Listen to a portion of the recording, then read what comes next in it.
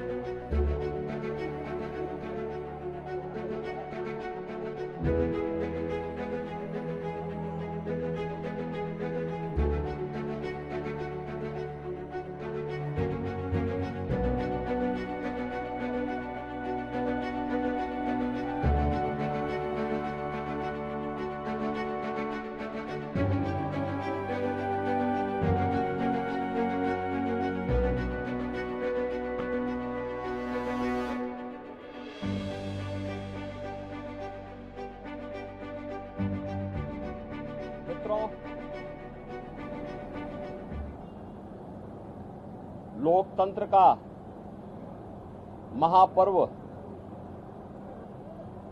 लोकसभा चुनाव 2024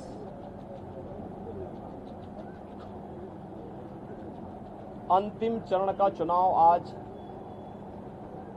देश के 8 राज्यों के 57 सीटों पर हो रहा है, जिसमें उत्तर प्रदेश की 13 सीटों पर भी आज पूर्वी उत्तर प्रदेश में मतदान हो रहा है। पिछले 2.5 महीने से अधिक समय से जो देश के अंदर आम जन की आकांक्षाओं को पूरा करने के लिए जनता जनार्दन की जो अपेक्षा थी उसके अनुरूप विभिन्न राजनीतिक दलों ने जनता जनार्दन के सामने अपने अपने मुद्दे रखे, अपनी सरकारों के समय के कार्य और कारनामों को रखे। आज अंतिम चरण में 8 राज्यों के 57 सीटों पर मतदान हो रहा है। उत्तर प्रदेश की भी इन 13 सीटों पर, जो हमारी पूर्वी उत्तर प्रदेश में महाराजगंज, गोरखपुर, कुशीनगर, देवरिया, सलेमपुर, बलिया, घोसी, गाजीपुर, वाराणसी, चंदौली, मिर्जापुर, रावड़सगंज, ये सभी सीट्स हैं। इन सब पे इलेक्शन प्रारंभ हो चुका है। मौसम की विपरीत परिस्थितियों के बावजूद भी मतदाताओं ने जो उत्साह दिखाया है, मैं सबसे पहले उन सभी मतदाताओं के प्रति हृदय से आभार व्यक्त करता हूं जिन्होंने लोकतंत्र के प्रति अपनी आस्था को व्यक्त करते हुए भीषण गर्मी में, टेम्परेचर इस समय 50 डिग्री के आसपास जा रहा है, जो संभवतः कई वर्षों के बाद और कई दशकों के बाद इस प्रकार की स्थिति हम सबको देखने को मिल रही है। लेकिन इस सब के बावजूद भी जनता का उत्साह कम नहीं है, बल्कि वह और भी मजबूती के साथ देश के अंदर नई सरकार गठन करने के लिए सरकारों के कार्यों का, कुछ सरकारों के कारनामों का अवलोकन करते हुए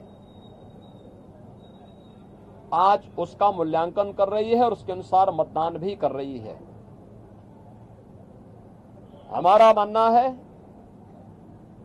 कि देश के अंदर जो समर्थन प्राप्त हो रहा है उसको ध्यान में रखते हुए हम कह सकते हैं कि 4 जून को जब जनता जनार्दन का फैसला आएगा तो देश के अंदर आत्मनिर्भर और विकसित भारत के लिए विरासत भी और विकास भी, गरीबों के प्रति संवेदना भी, युवा पीढ़ी के उज्जवल भविष्य, जिन लोगों ने और जिन पार्टियों ने, जिन सरकारों ने काम किया है उसको पूरा आशीर्वाद प्राप्त हो रहा है और जनता को सुखद अनुभूति होगी, देश को सुखद अनुभूति होगी कि मोदी जी एक बार फिर से प्रचंड बहुमत के साथ सरकार बनाएंगे। उत्तर प्रदेश इसमें अपनी भूमिका का निर्वहन करेगा पूरी मजबूती के साथ। 10 वर्ष में बदलते हुए भारत को 7 वर्ष में डबल इंजन सरकार के द्वारा एक नए उत्तर प्रदेश का दर्शन कराया है, जिसमें सुरक्षा और विरासत के साथ साथ विकास के एक नए युग में उत्तर प्रदेश ने प्रवेश किया है।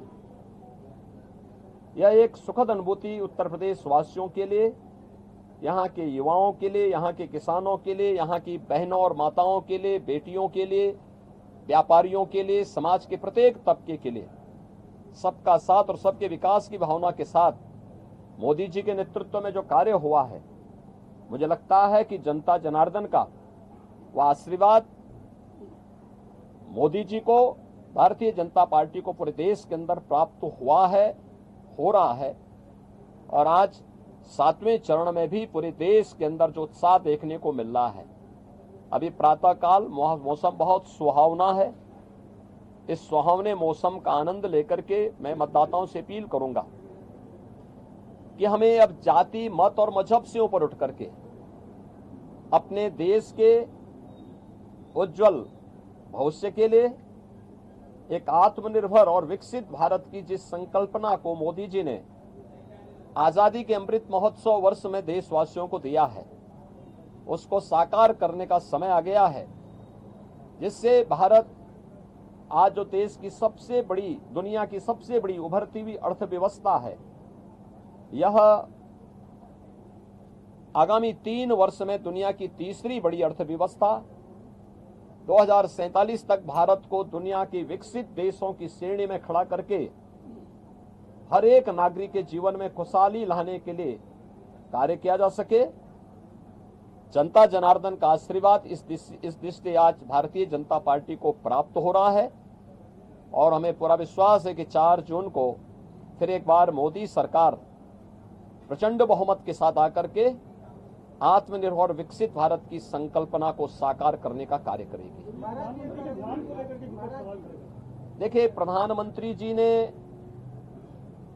अपने 2.5-3 महीने के व्यस्त दिनचर्या में से कुछ समय, यद्यपि उनका पूरा जीवन भारत माता के लिए समर्पित है, बिना रुके, बिना डिगे, बिना झुके उन्होंने 10 वर्षों से भारत की सेवा की है और देश के हित को सर्वोपरि मानते हुए दुनिया के अंदर भारत का सम्मान बढ़ाया है। मोदी जी की यह आराधना एक आध्यात्मिक आराधना, यह आध्यात्मिक आराधना राष्ट्र आराधना है। भारत माता के इस चरणों में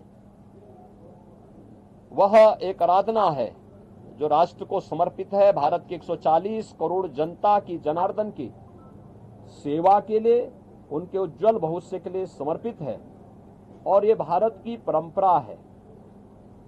जो लोग भोग में लिप्त हैं, भ्रष्टाचार में लिप्त हैं, अनाचार दुराचार में लिप्त हैं, वे लोग आध्यात्मिक आराधना के महत्व को नहीं समझ सकते। आध्यात्मिक आराधना को समझने के लिए भारत और भारत जैसा मन चाहिए। भारत की सनातन मूल्यों और आदर्शों के प्रति निष्ठा का भाव चाहिए। जिनके मन में भारत के प्रति आस्था का भाव नहीं है, भारत के सनातन मूल्यों और आदर्शों की ध्वजियां उड़ाना जिन्होंने अपने जीवन का उद्देश्य समझ लिया था और जिनके कारनामों से जनता उनको बार बार ठुकराई है, वे लोग मोदी जी के इस ध्यान साधना और इस राष्ट्र आराधना का मखौल भले ही उड़ा सकते हैं, लेकिन जनता जनार्दन अपने नेता के समर्थन में और उनके पूरे कार्यक्रमों के साथ, पूरे समर्पित भाव के साथ जुड़ी हुई है और जनता जनार्दन का पूरा आशीर्वाद, पूरा स्नेह मोदी जी के साथ में है। और हम विश्वास के साथ कह सकते हैं कि यह मोदी जी की ध्यान साधना का कार्यक्रम भी राष्ट्र आराधना का हिस्सा है और इसका लाभ भी देश को प्राप्त होगा। महिलाओं ने ज्यादा मतदान किया महाराज जी उत्तर प्रदेश में, खासतौर पर बावजूद इससे भी कुछ मतदान कम भी हुआ। देखिए, एक तो गर्मी बहुत ज्यादा है, टेम्परेचर आप में से आप भी जानते हैं कि 50 डिग्री 48 डिग्री का टेम्परेचर कभी हम लोगों ने नहीं देखा, लेकिन है प्रकृति परीक्षा ले रही है और प्रकृति की इस परीक्षा में हम सबको खरा उतरना होगा। जनता जनार्दन को अपने आप को साबित करना होगा कि अग्नि परीक्षा के इस दौर में हम लोकतंत्र को और पुष्ट करेंगे, मजबूत करेंगे। और स्वाभाविक रूप से आधी आबादी नारी शक्ति वंदन अधिनियम देश की पहली संसद में मोदी जी ने पास किया। बेटी बचाओ बेटी पढ़ाओ और मातृवंदना योजना से लेकर के नारी शक्ति वंदन अधिनियम और बेटियों की सुरक्षा से लेकर के समृद्धि तक के जो कार्यक्रम चले हैं, आधी आबादी का पूरा आशीर्वाद मोदी जी के साथ में है। और हम विश्वास के साथ कह सकते हैं कि ये जो मत प्रतिशत आधी आबादी का, महिलाओं का खासतौर पर बढ़ा है, यह 100% मोदी जी के पक्ष में गया है। हाँ, मैं युवा मतदाताओं से कहूंगा कि नया भारत जो इंफ्रास्ट्रक्चर से युक्त है, सम्मान प्राप्त कर रहा है, सुरक्षा का एक बेहतर माहौल जिसने दुनिया के अंदर बनाया है, यह उनके उज्जवल भविष्य के लिए है। मोदी जी की इस परिकल्पना में उन्हें आगे आकर के बढ़ चढ़ करके भाग लेना चाहिए, लोकतंत्र को और मजबूत करना चाहिए। जो लोग अपनी हार से पस्त होकर के गुमराह करने का प्रयास कर रहे हैं, मुझे लगता है कि उनके बहकावे में न आए, मतदान करें। उज्जवल भविष्य के लिए, उज्जवल भारत, आत्मनिर्भर भारत में ही हम सब का भविष्य है। युवाओं का, अन्नदाता किसानों का, महिलाओं का, समाज के प्रत्येक व्यक्ति का। और मोदी जी ने तो 4 जातियां देश के अंदर कही। उन्होंने कहा देश के अंदर केवल 4 ही जाति है, उसमें से एक युवा है, एक महिला है, एक गरीब है, एक अन्नदाता है। इन 4 वर्ग को प्रतिनिधित्व करने के लिए मोदी जी ने देश के अंदर जो कार्य किए हैं उसको ध्यान में रखते हुए जनता जनार्दन उनको अपना पूरा आशीर्वाद दीजिए। धन्यवाद। INDI जो अलायंस है आज वो एक रिव्यू मीटिंग कर रहा है, रिजल्ट्स आने से पहले ही आज पूरे दल बैठेंगे और साझा बातचीत करेंगे।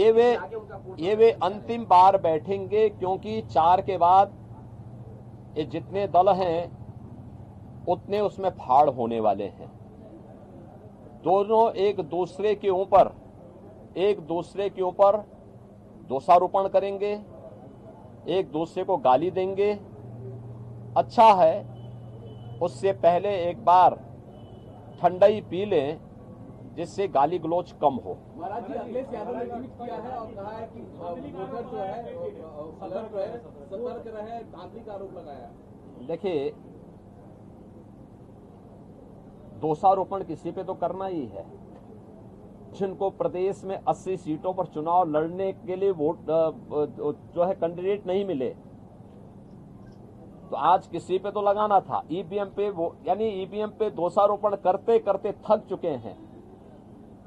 अब वह इस प्रकार का आरोप लगा रहे हैं। अरे यही प्रदेश है, लोकतंत्र का ऐसा माहौल मत उड़ाओ। यही प्रदेश है।